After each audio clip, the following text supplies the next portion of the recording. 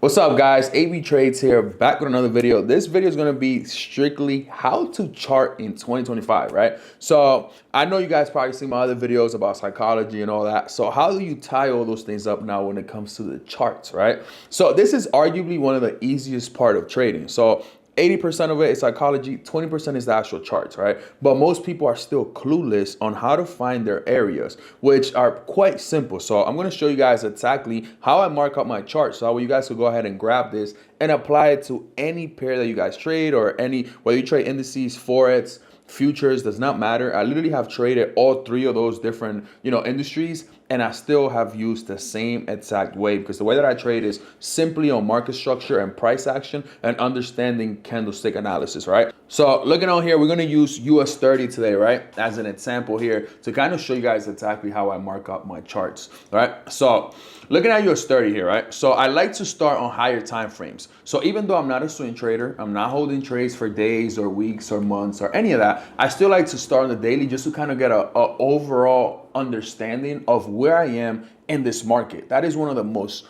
important things there is understanding where you are in that market, right? So looking at here on this daily time frame, I'm going to identify just something simple, my highest point and more or less kind of like my lowest point, right? Cool. So here I'm going to grab this little line here. I'm just going to put it right about up here. Notice how I put it close to the body of the candle. I didn't put it at the top of these wicks. Why? Because if you look, not all the wicks reach that area. It's always like that. So every time I'm identifying an area, I always put my zone close to the body. So that way I know most time, 9 times out of 10, I'm going to hit this area before I hit this area, because most likely, even if I don't reach fully up here, well, I know for sure I'm going to reach mainly the body of the candle. So I like to identify those areas, right? So boom, that's that. Now my low point. Where's my low point? So we're going to come down over here. Boom.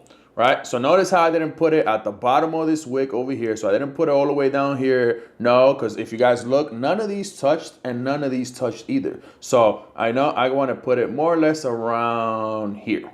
Right? So kind of around this area, it's the perfect medium. All of these places touched, all of these places touched, and most of these already touched. So there, okay, cool. Understanding, super simple, right? Okay, now I'm gonna go pretty much in this 4-hour time frame. Right? So before you can identify what's happening currently right now in the market, you always got to look left, because most times it will tell you the history of what has happened prior, which most times is going to happen again in the future. Like literally history repeats itself in trading. It's not rocket science. It's quite simple. So looking left, this is currently where price is at right now, literally where this candle is right over here. But before we get here, I just want to find a few areas here on the left, right?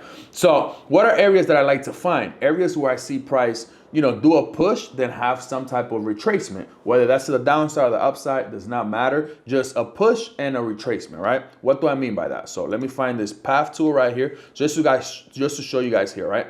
A push, you guys see this is all a push to the upside, and then here we have a retracement, right? As you guys see here, a push, right, to the upside, then here we dropped, and here we had a retracement, right? So now, identifying these areas, right? So let me delete this and move it out the way. Now I could go ahead and identify those zones. So this is the area where, boom, we did the retracement here. Cool. Now this is the area that, boom, we did the push, retracement. Push, I already had identified. And then boom, we did a retracement around here as well, which I will identify that zone, boom, as well there too, right? Now, how do you know if an area is important? Because when you go to the right, it will always repeat itself, right? So let me find a few more of these areas and then we'll get to that part, right? So push, retracement, cool, no problem. Now over here as well, we did a push, and then this is where we started doing that retracement. So I'm going to identify that zone as well over here. So boom, let me grab this. Let me put it around here. Boom, cool, no problem. Then here we see a push, retracement. Cool, so I'm going to identify that zone as well. So the difference between these lines that I'm using, these or the thick ones, doesn't matter. You could use the thick ones if you want. It's just kind of preference. When I'm like not looking too much left, I like to use the one that just starts from here to the right. And then when I'm using an area that's all the way back over here, then I like to use the one that is longer, right? So boom, cool. So that's pretty much all I need to see here. And then now when I come to the right, we should see some type of reaction around these same areas, right? So if you guys look here, right? Look how perfectly price came to the same area that we have found from this area over here and rejected and did the push to the upside.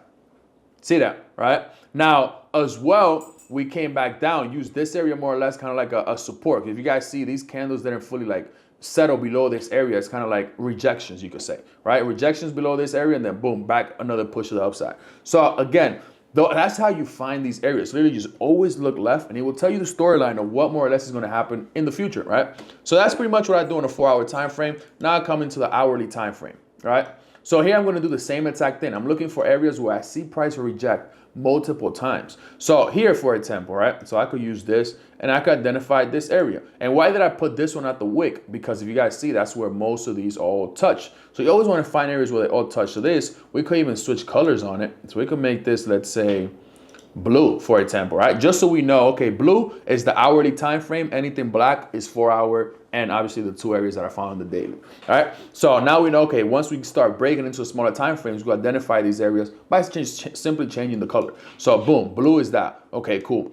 Now, what other areas do I see here that are important? Okay, areas that I see price used multiple times. So boom, let's go over here. If we identify this area over here as well, right, we could see that we kind of use this area as support throughout here, support throughout here, support throughout here. You see all these rejections? And then look, now we're using it kind of like as a resistance, and now it's kind of holding us, you know, kind of trading to the downside. Okay, cool, no problem. What other areas do we want to identify here? Okay, so we have this hourly area as well. And notice how I'm not really looking too left. Because again, my trading style is very broad. I'm going to trade for half an hour to an hour a day, and I'm gone. That means, so you could call it a semi-scalper type. Not too much on the day trading side, because day trading, you're still holding trades for hours throughout that day. But I'm more in and out 30 minutes to an hour, right? So I don't really care too much for what happened. Like if you guys see down here the dates, like even just from what I have in front of me right here, I'm already, if you guys look at this date here on the left, January 17th. We're currently in February 4th. So this is already 3 weeks pretty much of market movement right here. This is pretty much all I really need to see. I don't really care for what happened in December, honestly. You know what I mean? Like, yes, it is important on higher time frame just so I understand, you know, where you're gonna have major, you know, rejections and stuff like that. But when you're actually getting in a smaller time frame where you're mainly looking for, you know, entries and stuff like that, I don't really care for what happened 3 months ago. You know what I mean? Like, this is more than enough. 3 weeks to a month is more than enough data for me to understand where less I could potentially be headed towards, right? So cool, so pretty much I have those areas outlined in this hourly time frame. Cool, so now that pretty much does my job here for this hourly time frame. Now comes entries, right? So this is where time frame correlation goes into play.